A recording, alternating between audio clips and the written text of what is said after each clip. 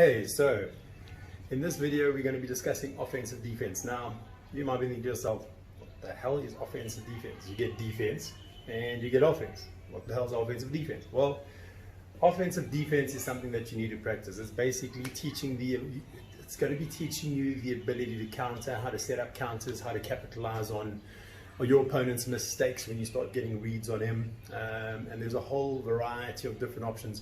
But as with everything in this sport, if you don't train it, you won't be good at it. I can tell you how to do it, but if you don't draw the muscles, if you don't create habits, it's not going to work. So to give you an idea, and rule number one is you always have to create load. So when you're being defensive, if I'm just doing this and I'm moving back, I'm not creating load because my shoulders are square, my body's square.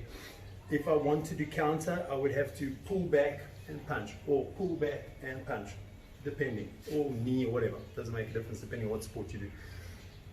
So the key here is you've got to create load.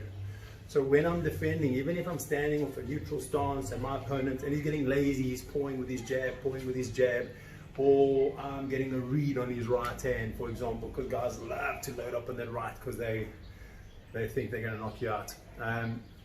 So you're already getting a read on all his tells being little things that he does before he throws, because he's trying to throw too hard. So he's loading back and stepping into it, or his face is going before he throws, or he's got a habit of stepping before he throws. All those little things, everybody's different. That I'll get into at a later stage. All those little things create the opportunity for counters. So to give you an example of what offensive defense is, so if if somebody's pressuring me, and I can see they're setting something up, I'm going to move back. So as I'm standing over here now, I move back, but I'm always waiting.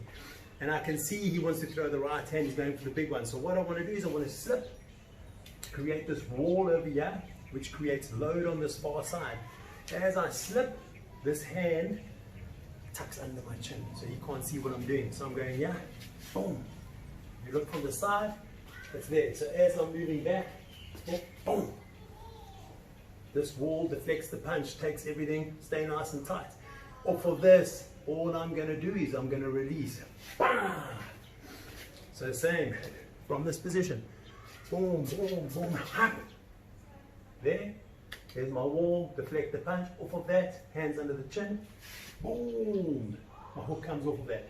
So you've got to remember as well, and this is what people forget, if you allow someone to commit to the right, or they're being aggressive and they're coming forward aggressively, they tend to commit to their shots.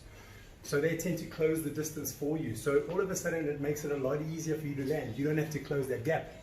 So being able to counter punch and set up the counter, capitalizing on other people's aggressive offense, becomes super important.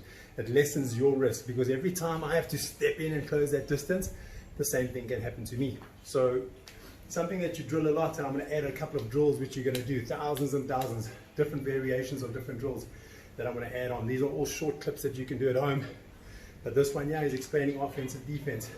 So as I'm moving back, say now he throws a jab, boom, same wall, come back with a straight right hand behind that, and always try to come back with three. So as I'm moving, bam, bam, bam, bam, 3 punches off of that. As I'm moving back, pressure, he throws, boom, boom, boom, 3 punches off the counter. So little variations of offensive defense, very, very important. That's when you want your opponent to feel like he's getting the upper hand, but he's not. You're still fresh and you're getting a good read on his movement and his capabilities. He's loading up on shots, he's trying to hit too hard, he's overcommitting, leaving his head open, or he's throwing the right hand with his head up like this. All of these things create an opportunity for offensive defense, otherwise known as countering, but I call it offensive defense because you want to bait him. You want to create that opportunity. Sorry, no excuse. I'm in the middle of Thailand and everybody rides scooters and tuk-tuks and a lot of noise. So as you're moving, you want to bait, and as you see him load up, boom, tight, create load, my body, boom, boom, boom. That's offensive defense, not just boom, counter. You want to stay tight, make him commit, bait him. Oh, good defense, I'm tight, pulling off balance and counterpunch. That's offensive defense.